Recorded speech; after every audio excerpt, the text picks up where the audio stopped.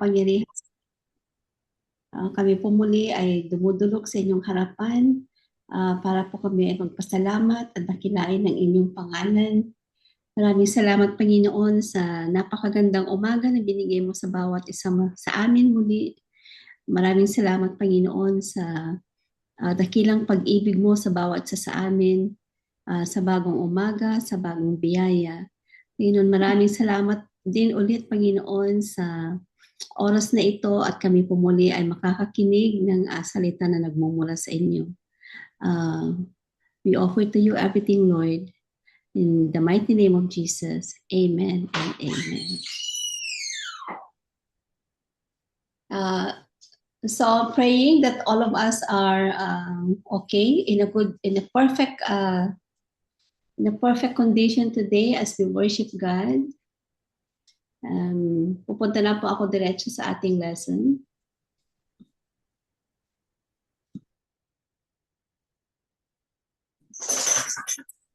Isang magandang reminder na naman po ito para sa atin. Alam na alam po natin itong kwento na ito, itong verse na ito. So ang pamagat po niya is Trusting God's Perfect Care. Yun po yung binigay ko na title niya. At ang verse natin ay matatagpuan sa Matthew 6:28. Sabi niya doon, and why do you worry about clothes? See how the flowers of the field grow. They do not labor or spin. Sa ibang translation po yung spin niya is toil. They do not labor or toil. So many years ago, there was a monk who needed olive oil. So he planted an olive tree sapling. After he finished planting it, he prayed, Lord, my tree needs rain. So its tender roots. Sabit lang.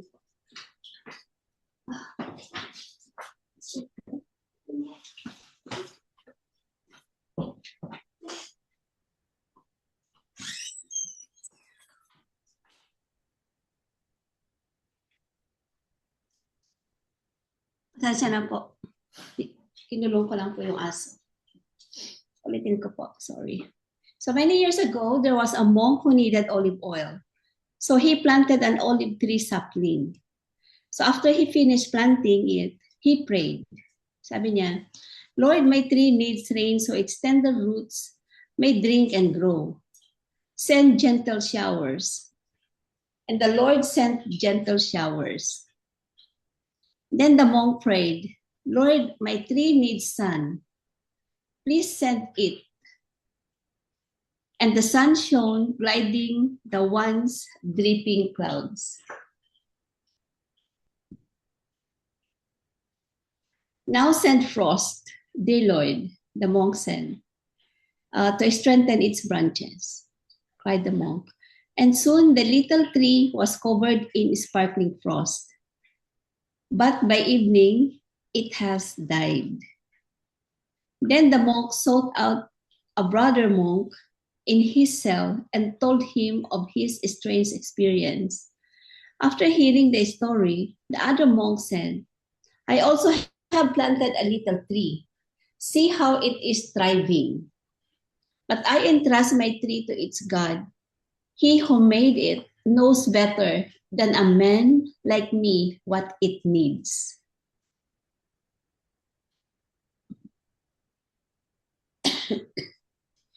I gave God no instructions or constraints except to pray. Lord, send what it needs, whether that be a storm or sunshine, wind, rain, or frost. You made it, and you know best what it needs. Yes, leave it with him. The lilies all do, and they grow. They grow in the rain. They grow in the dew. Yes, they grow. They grow in the darkness and hid in the night. They grow in the sunshine, revealed by the light. Still, they grow. Yes, leave it with him. It's more dear to his heart. You will know. than the lilies that bloom or the flowers that start beneath the snow. Whether you need, if you ask it in prayer, you can leave it with Him. For you are His care, you know. So yun po yung kwento sa ating devotion ngayon. It's really a good reminder. Ewan ko po kung ganito tayo. Minsan ganito po tayo manalangin, di ba? We give instruction to God. Lord, pakisabi naman po, Lord, ganito po, pakigawa po ng ganito, pakigawa po ng ganito. Ganun po manalangin minsan, di po ba? We give instruction to God. And yet, kagaya to ng story natin, ang daming instruction ng first monk, pero namatay pa din yung tanim niya in the end, di po ba? Ang dami na, Lord, magpadala ka ng sunshine, magpadala ka ng rain, magpadala ka ng snow. Ganun yung instruction niya sa Panginoon. And yet, sabi niya yung tinanim niya, iniisip niya para yung tinanim niya, lumaki at lumago. Kaya ang dami niyang instruction sa Panginoon. And then in the end, namatay pa rin yung tinanim niya. And the other monk naman, nagtanim siya, and then he didn't give instruction to God. Ang panalangin lang niya, Lord, kayo po yung lumikha nito, so kayo po ang bahala. Alam niya ang kanyang kailangan. And even the stories in the lilies, di po ba napakaganda ng lilies? And they are just there. Nandiyan lang sila sa labas. But they're one of the most beautiful flowers. Walang nag-aalaga sa kanila. Nag-aalaga lang doon talaga ang Panginoon kasi nandiyan lang sila sa katubigan. Sino ba yung nagdidilig sa kanila? Wala naman. But it's all from God. So we learn so many things from this story. It's all about trusting God. Hindi po ba? It's all about trusting God. Trust God without conditions. Yung first monk, ang dami po niyang conditions, no? Ganito, Lord, ganito, Lord, ganito, ganito. But the story teach us a lesson that we must trust God without conditions. So the first monk tried to control how God should care for the tree, asking for rain, sun, then frost, but everything seemed right, yet the tree died. So the second monk simply said, Lord, send what it needs. You know best. And his tree thrived, nabuhay. So what we can learn from that story is, number one, God knows better than we do. Alam po natin yan. So in Matthew 6:28 reminds us that even the lilies grow without striving. Hindi po ba? Sometimes, what we think we need it what we truly need.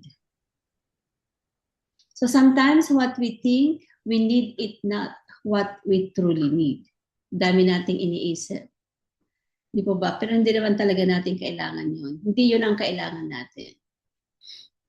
So yung pangalawa po na matututunan natin doon is we must learn to surrender to God.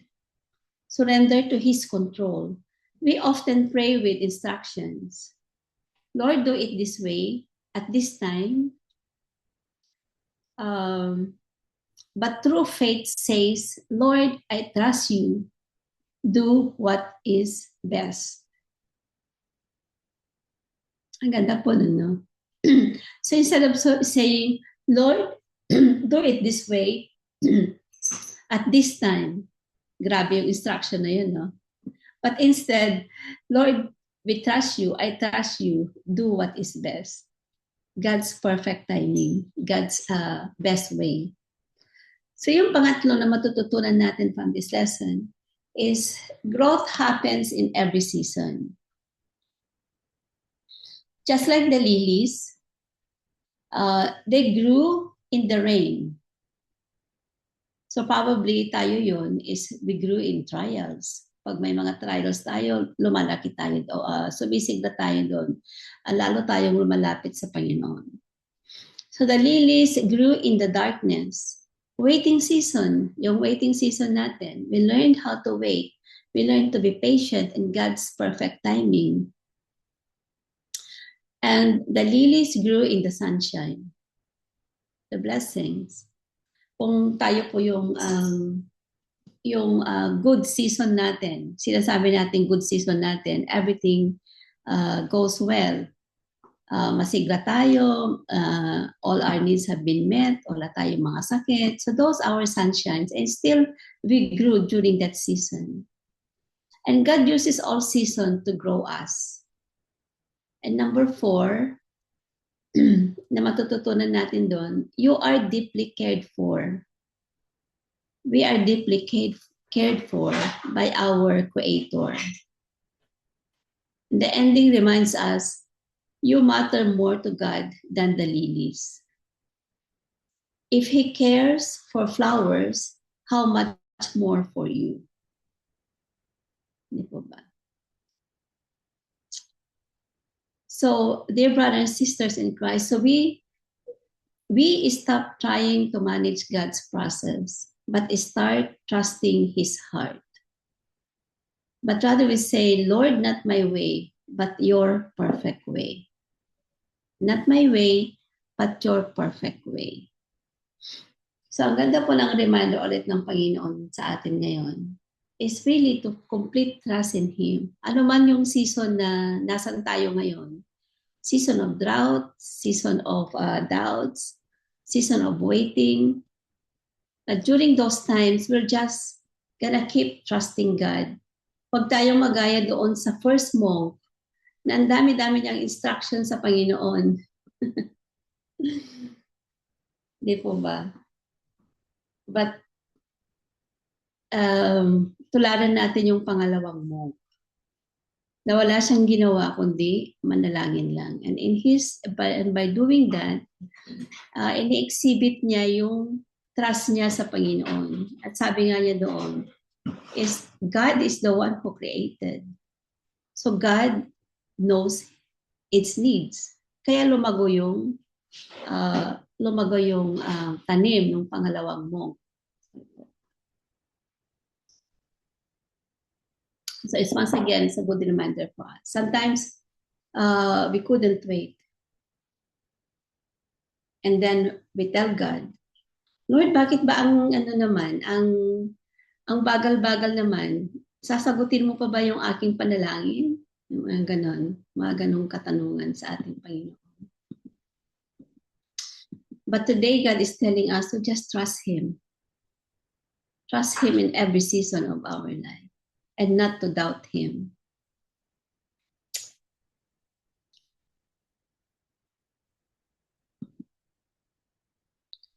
So yun po yung ating devotion ngayon.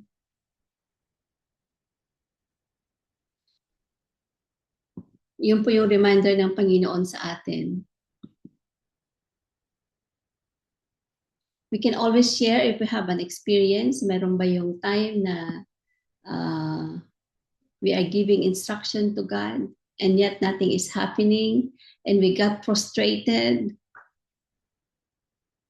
Or are we now in the season of our life na binibigyan na lang talaga natin sa Panginoon? No, hindi na tayo nagda-doubt. Na sinasabi na lang natin sa Panginoon na, Lord, you know my needs. You know our needs. You know my family needs. You know me, Lord, you know me more than I knew myself. Hindi po ba? But of course, when we pray to God, sabi nga nila, maging specific din tayo sa prayers natin. And there's really nothing wrong in being specific. Pero yung tinuturo lang niya dito, yung during that time, that the waiting time, hindi nawawala yung ating tiwala sa Panginoon. We don't nag God. But instead, we trust Him with the process. With the process. So, kailangan natin i-remind ourselves, okay, process lang to para lalo pa akong lumapit sa Panginoon. You know. Yun, huwag tayo mabahala sa anumang nangyayari sa buhay natin. Because that is God's timing, perfect timing.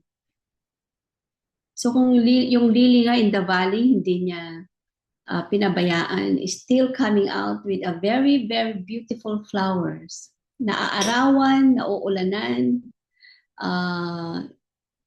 bumagyo man, nandyan lang sila sa labas, and yet they are so beautiful. Lilies are very beautiful because God takes care of them. God takes care of the lilies. So how much more of us na anak niya? He will take care of us. God will take care of us. Alam ng Panginoon ang bawat kailangan natin because He is the one who created us. So nothing to worry at all. Nothing to worry at all. Pag-pray lang talaga natin, just like the second monk, nanalangin lang siya. That's all he did. At ang ganda pa ng panalangin niya, sabi ng second monk, Lord, you're the one who created this. So you know kung anong kailangan niya. Hindi po ba? So alam mo kung anong kailangan niya. So just take it. And same as us. Nothing to worry but really para kang para tayong mga anak, yung tayong mga anak ng Panginoon. Sabi nga nila yung Metro Bank, para kang nakasandal lang sa pader. Because it's a complete trust to God. You know, when we trust God, we don't worry about anything. Sometimes minsan yung problema, sabi natin we trust God, but do we completely trust God? Or half trust God lang? Kasi, during the process na nagpe-pray tayo sa Panginoon, there's worry there na baka hindi sagutin ng Panginoon yung prayer natin. And then we try to do things. We try to do things. But God wants us to give to Him the 100% or more than 100% trust. And He will do it in His perfect timing. So, yun po mga kapatid ang ating lesson ngayon. If you want to share any testimony that you completely trust God, or times na hindi tayo nagtiwala sa Panginoon and we did our own thing, what happened? What happened? Ang number one ng kaaway ng trust kasi worry. God doesn't want us to worry at all. Pag nag-worry tayo, ang daming nakakabit doon na sabi nga nila, worry is the number one cause of sickness. Then, kasi maraming nababago sa katawan natin. If we worry, we lack sleep. Hindi tayo nakakatulog. If we worry, it's either we overeat, so we become obese, or we undereat. So magkakaroon tayo ng ulcer. If we worry, yung yung sa tiyan natin, nagpo-produce siya ng more acid, and then we'll get ulcer. That's what they say all the time. Are you stressed? Di ba kung nagkakasakit tayo, di ba? Kung nasa work tayo, magkakasakit tayo, tatanungin, are you stressed? Kasi number one cause din ng sickness is stress. The psychological aspect. And God doesn't want us to be into that situation. God wants us to be in full trust with Him. And if we are into that state, talaga namang napaka-sarap. Ini-enjoy lang talaga natin yung presence ng Panginoon. We can sleep better. We can eat better. We have more time for ourselves. Rather than sitting around the corner and just, worry about so many things. But God is so good. Mahal na mahal tayo ng Panginoon, and He knows our needs. Mga kapatid. And praise God for reminding us again with this, we work too much, we toil too much. Di ba yung sa verse natin nakalagay doon? The lilies, they don't even toil. And yet, God provides their needs. Because God is the one who created them. Amen and amen.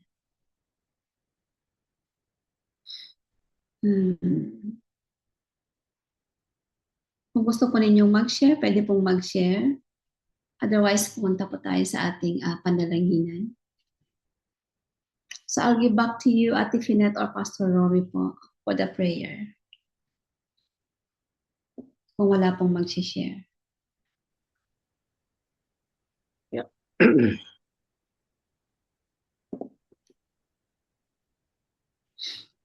Purihin po ang ating pong Panginoon sa mensahe na Kanya hong ibinigay po sa atin lahat. So, yun. Sino po ang nais pong pagpahagi ng Kanya hong salita o patotoo, mga kapatid?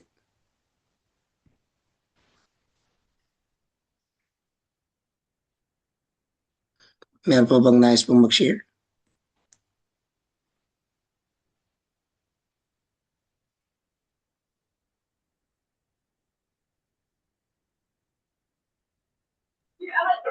Ayan. Sige po, Ate Flora. Yung pong pagdadasal ko po, pakinggan ko rin po yun sa gabi. I mean, gabi dito sa kanila 5 a.m. sa Pilipinas po. Napapagod lang po pala ako nang nagdadasal sa dami ng instruction ko sa Lord. While it will be easier for me if sasabihin kong bahala ka na Lord.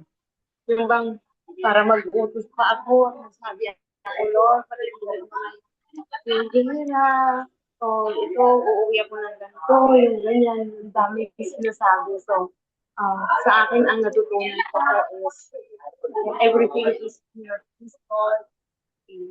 Prepare mo na lang ako kung dito mo man ako kukunin sa Kuwait o saan mang lugar.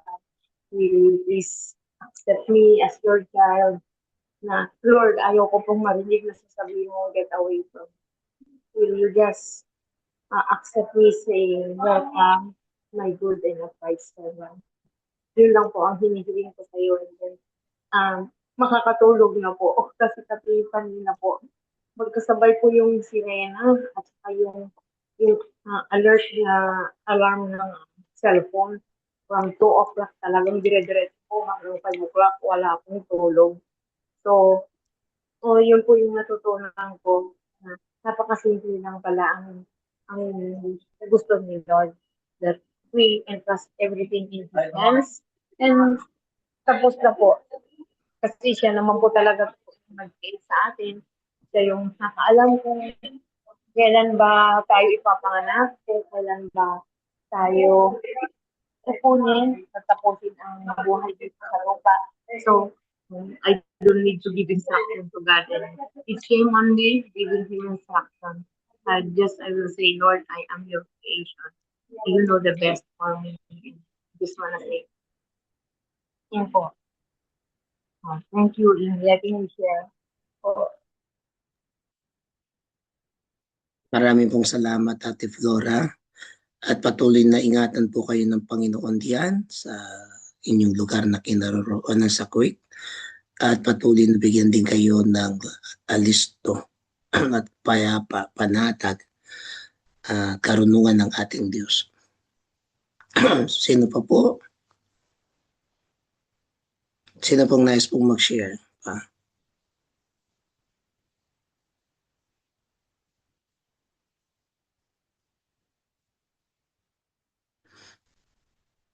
Ano pa po ba? Baka si Ate Pen, gusto niya pong magtagtag. Ate Fin. Yan. Hello po, good morning. Nagtawag talaga Pastor.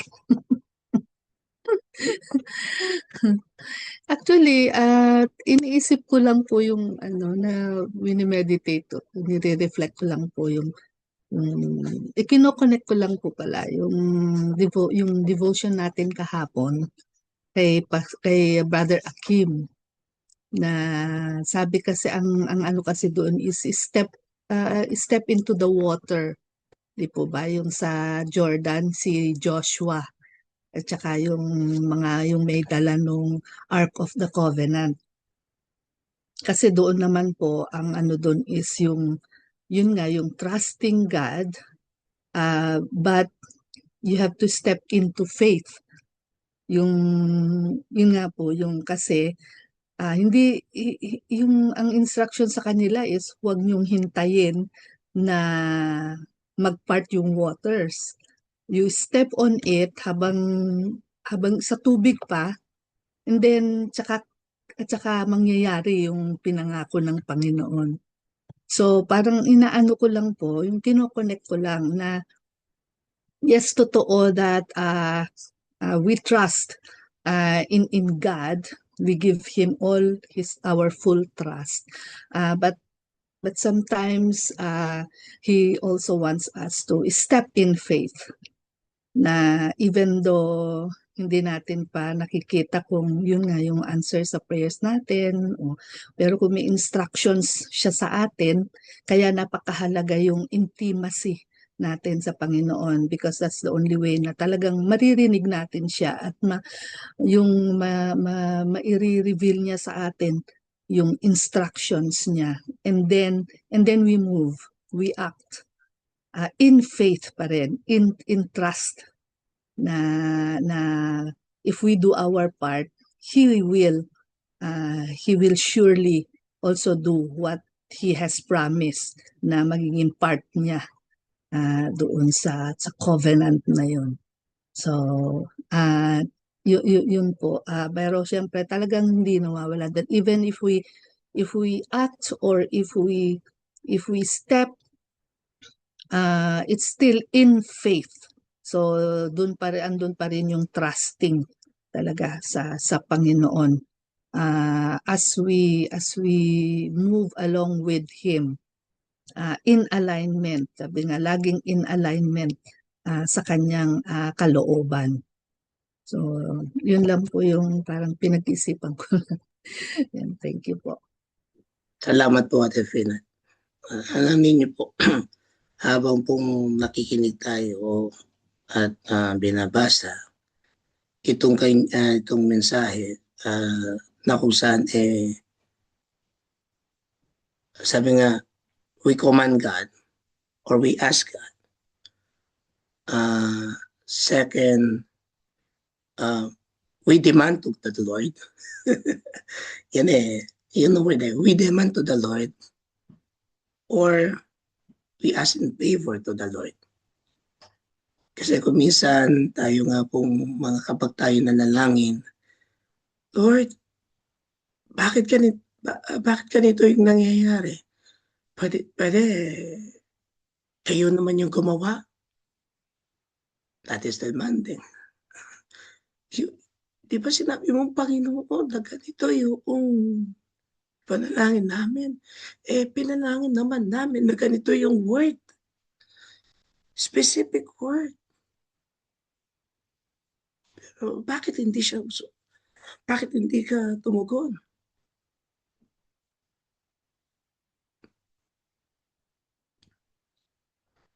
We command to God. There is no prayer. There is no problem po sa panalangin na specific in prayer. But when we pray, we continue to pray with a humble heart and ask for wisdom how to pray with a meekness heart, with a heart that wholeheartedly, not being demanding, not being commanding, not being dictating, to our God, to our King. When we pray in a specific prayer, we need to touch first the heart of God. We need to seek His will. Yeah, I just been reminded also, nung nagtuturo po si Brother Hakim kahapon, is being stepped in the faith. We know that being stepped in the faith, but we ask, Lord, you said that you gave, inano ko lang po yung kay Joshua at ang mga sarilita. Lord, you said that you will give us the promised land. Where is the promised land that you sent, give us to our ancestor? And God, and they know already, but the problem is yung pag sila ay nagkokomano, yung nagpipray sa Panginoon, sa pamagitan ni Joshua, ibinigay ng instruction, hindi pa namin nakikita sa iyo yung gawa ng Diyos. Hindi katulad ni Moses. Kaya na. Diba? Sometimes kanyan tayo. Lord, ipakita mo muna sa amin yung himala mo. O Lord, ipinakita mo sa iba. Paano naman kami? Alam niyo mga kapatid, there's no problem in such a prayer for a specific. But it depends upon our heart when we pray, when we seek God, when we know Him, when we touch His heart, when we praise Him, and how we ask for His favor, for His mercy, and how we know that when we step first our faith in that water,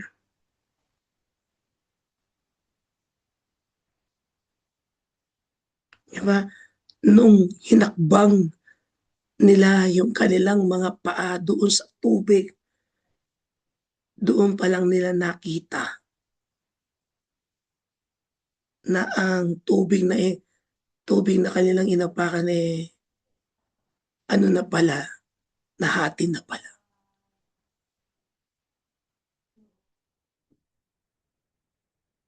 So, it's a matter how we humble our heart. How we connected to Jesus, to the Holy Spirit, to Father in heaven. Just like yung isang monk, demand na demand. Pero yung isang monk, hindi po. He trusts God. Nagtiwala siya sa Diyos. And he keep on trusting. He keep on faith to our God, the Father in heaven. So, yun po ang isang dagdag. Makasi si Pastor Ruth, meron po siyang nais idagdag pa.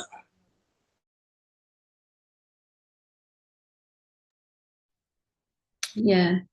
Yung nga po, nakikita ko dito yung how deep is our relationship with God. Yung complete trust talaga. It's sa akin it's more of reflecting talaga. How deep is my trust with God? During that process na how am I? Kung nanalangin ako sa Panginoon, if I prayed for something, ano yung nangyayari sa akin during that waiting time? What happening? So, napakaganda po na magkaroon tayo ng journaling. So, when you prayed, kailan mo prinay yun, and then what is happening during that process? Kasi malalaman po natin yun eh. Do we worry during that process? Do we keep repeating it to God during that process? O O ano ba? Tama po talaga, stepping out of our comfort, stepping out to the water. Talaga kasama po yun. Magkakasama po yun. Eh. Magkakasama po talaga. Hindi po talaga natin pwedeng ihiwalay yun. It's not, but during that process, talaga, what is happening to me? And during that process, God doesn't want us to worry at all. Kaya nga yung sa Lilis in-example niya yun. Gusto lang niya talagang mag-complete trust tayo sa ganyan. Nothing to worry. Hindi talaga tayo mag-worry, Lord. Ito na yun eh. Ito na yun. I prayed for this. You've given me this. I prayed for this. Do I need to worry about this? Do I need to worry? Or Lord, you know, alam mo kung ano talaga yung perfect timing. There are times that sinasabi nga natin, why do I need to worry about things that is not under my control? Ito po yung ano na to, ito yung daily scenario na natin. Kagaya nung sinabi ng Auntie Flora, she worries kung saan siya uuwi ba siya ng Pilipinas. So, and totally sabi niya kahit saan na lang nasaan siya kung saan siya gustong kuhanin ng Panginoon. There are things that it's outside all our control. Hindi natin control ang mga bagay niyan. And yet, we worry. It's only God who can do things, and yet we worry. And during that process na nag-worry tayo, ano ba nangyari sa akin? Ang daming nawawala. My time, if we are not completely trustful to God, ang daming nangyayari talaga sa atin if we are not. And God, really, very straightforward. He really doesn't want us to experience all those kind of things, but really to trust Him lang talaga.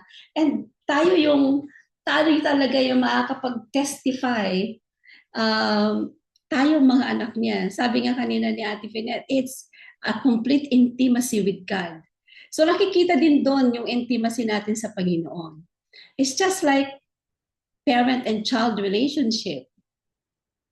Di po ba yung anak, pag may sinabi siya sa kanyang magulang, the child has a complete trust na yung tutugunan ng magulang yung kanyang request. And the same as the parents, when is the perfect time to give the request of my child? Well, the parents knew when is the perfect time. But during that process, what is happening to our heart?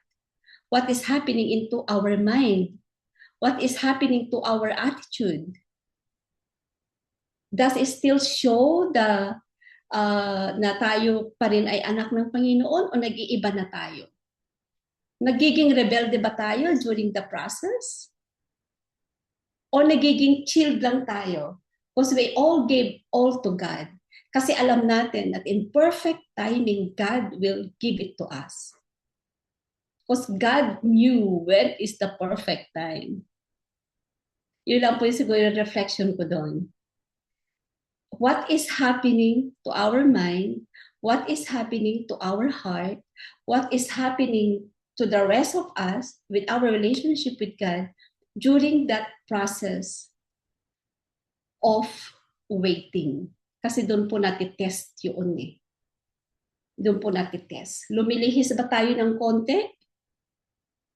O hindi tayo, o diretso lang tayo sa Panginoon. But learning to trust God with the things that is under our control and trusting God with the things that is outside our control. And that depends on what is our relationship with God. How we know God. How deep is our relationship with God. Yun. Basta napakasarap lang po kasi yung experience na, Lord, ikaw na talaga.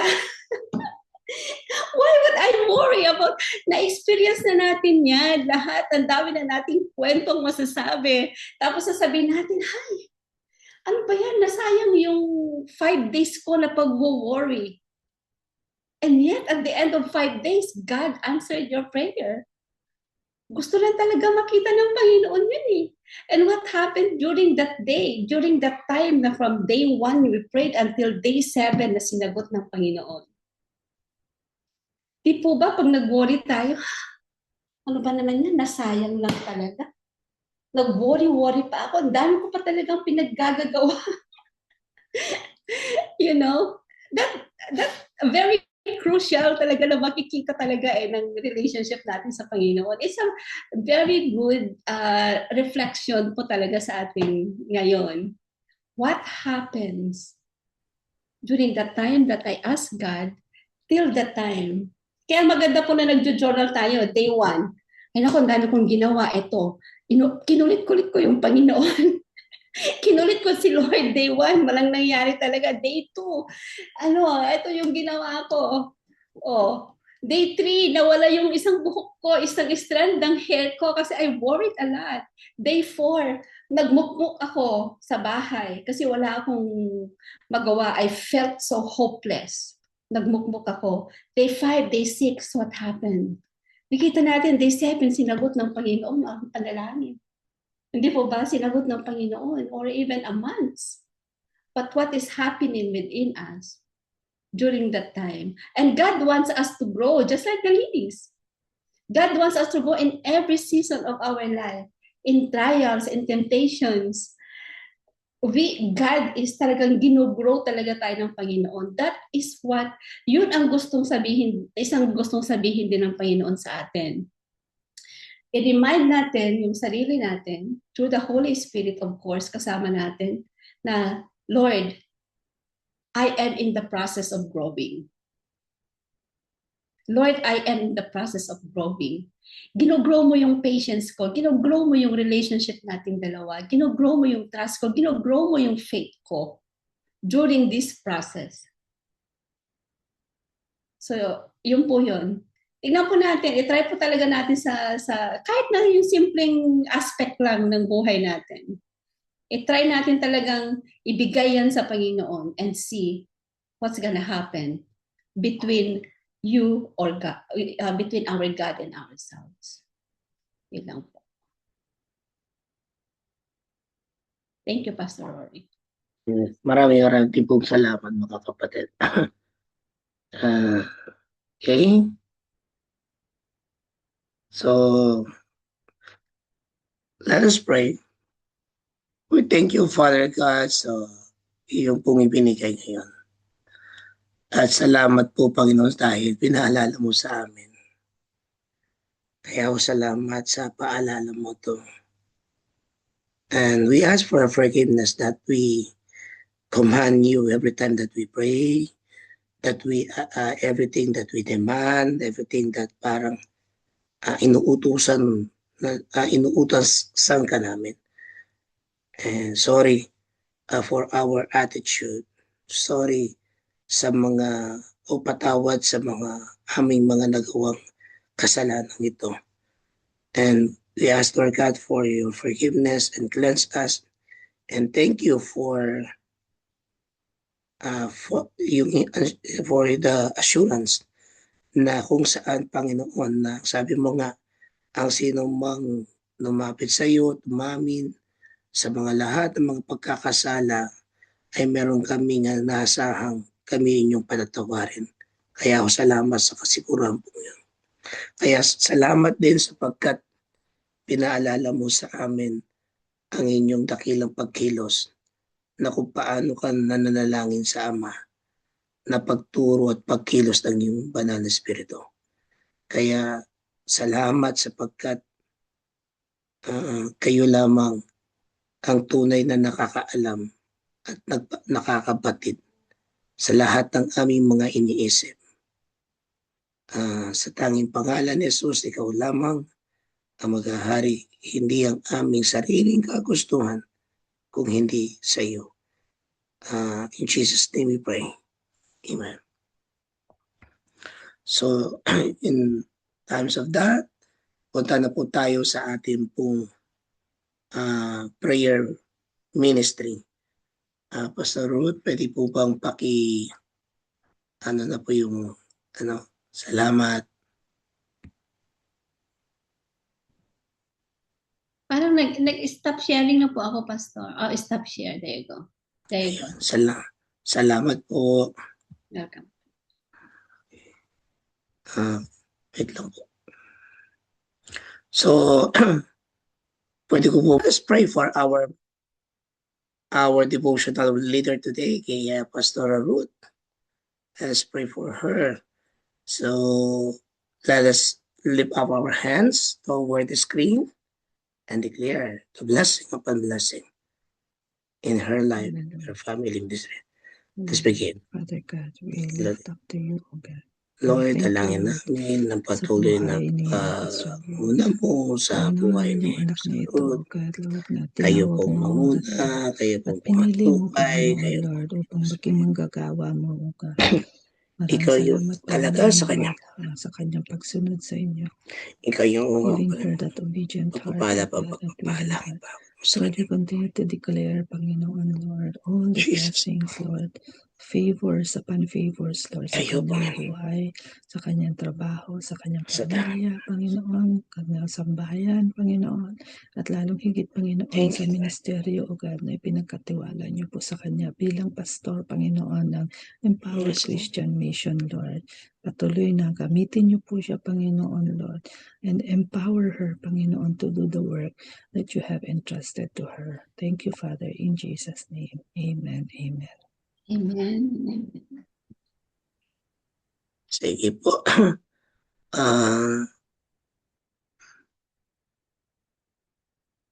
Pastor Ruth, sino po ang magta-Thanksgiving prayer? Kaya na po siguro, Pastor, and benediction. Sige po, tayo po ay manalangin. Lubos po kami pong nagagalak at nagpupuri sa iyong dakilang pangalan. Lubos po ang aming pagpapasalamat sapagkat ang iyong pag-ibig ay walang hanggan at walang katapusan. Sapagkat ang patuloy mong pagpapaalala sa amin ay patuloy mong ito kikinagawat upang kung paano kami lumapit sa iyo, kung paano kami manalangin, kung paano kami tutulog. Hindi sa pamamagitan ng aming kagustuhan, hindi sa pamamagitan ng aming kaisipan, kung hindi ay maging kaisipan mo. Kaya daming dalangin, O Diyos, yung kalooban mo ang siyang aming masunod. Tulungan ninyo kami at gabayin sa bawat aming gagawin. Kaya lubos kaming nagpapasalamat sapagkat kahit kailan hindi kayo nagsasawa ng pagmamahal mo ay napakawagas at dakila. Kaya lubos kaming nagpupuri sa iyong dakilang pangalan sapagkat kayo nagtuturo sa amin kung paano kami mamuhay ng matiwasay, payapa, may pagtitiwala, walang kaba, walang duda, walang alalahanin. Pagkos ay laging may kapadatagan sa aming kalooban na ikaw ang Diyos na di nagbabago at ikaw ang Diyos na nagbibigay ng lahat ng aming pangangailangan. Kayo yung nagtuturo, kayo yung gumagabay, ano yung tama at ano yung mali. Ano yung gusto mo at ano yung hindi mo gusto. Ano yung nagbibigay karangalan sa iyo at ano yung hindi nagbibigay na danghal sa inyong harapan. Kaya, O Diyos na makapangyarihan po sa lahat, kami po'y lubos na nagpapasalamat. Sapagkat kahit kailan, hindi mo kami tinitigilan kung ano yung aming mga ginagawa. Kung kami man ay nagkakamali, kami inyong tinutuwid. Kung kami nag-iisip na pangit, tinatanggal mo yung kapangitan ng aming kaisipan. Pagkos tinuturuan mo kami kung paano maging magpakumbaba at tunay na nagpapasakop sa iyong dakilang pangalan. Ama, salamat po. At amin pong dinadalangin, O Diyos, ang araw na kapanganakan, Panginoon, ni Pastor Rose Regaya. Ang aming dalangin, Panginoon, ay pagpalain mo ang buhay ni Pastor Rose. Lagi niyong ingatan at patnubayan ang inyong anak na to. Give your anointing to her. And let your spirit continue to manifest and work in her life. In the ministry that you put upon her. Sa kanyang pagtuturo sa eskwelahan, sa pagtuturo, Panginoon, sa mga kabataan, Lord, we ask to guide them, o to guide her, Lord God. And thank you for blessing upon blessing, prosperity upon prosperity, a divine provision to her life. and continue, Lord God, a good health to her physical body and to her family. Lord, we thank you and we ask, Lord God, to bless also. And we ask, Lord God, that in your divine realm, we ask to touch each every one of us, our heart, and lead us, Lord God, with your passion, with your compassion, with your mercy and your grace, with your love that never ends. And truly, and thank you for for the transforming lives that you gave us, Lord God.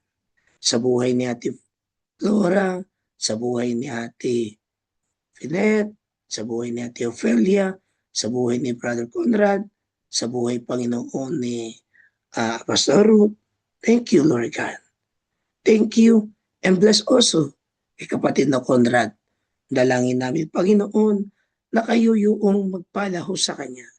Ano man yung kanyang ginagawa ngayon, kung man siya po'y nagbibiyahe o nasa trabaho, dalangin namin, O Diyos, proteksyonan mo ang iyong anak na to at gabayin sa lahat ng kanyang gagawin, Panginoon. Sa bawat kanyang iniisip, Lord, turuan mo rin siya upang lalong magtiwala ho sa inyo at ang bawat isa. Ito po ang aming dalangin na pagpapasalamat, pagpupuri, pagdakila sa iyong dakilang pangalan, ang pangalang Jesus na makapangyarihan sa lahat. Amen. Amen. Amen. Tanggapin po natin ngayon ang biyaya ng Diyos Ama, Anak, at ng Espiritu Santo. Siya yung ating Diyos na kahit kailan hindi tayo iniwan ni pinabayaan. Lagi natin siyang kasama. Siya yung nagtuturo at nagtutuwid. Siya yung tumatapik sa ating mga balikat at pumipintig sa ating mga puso at sa kaisipan siyang mangunguna. Nadala-dala natin ang pagtitiwala ng totoo sa Kanya. Dala-dala natin yung totoong pananampalataya. Bagamat iba't iba man ang ating mga pinagdadaanan o sitwasyon sa buhay, ang kapayapaan ng Diyos at ang pag-asa niya manatili kailanman, ngayon, bukas, at sa darating pang panahon. Amen. At amen. Amen. Amen. Thank you po.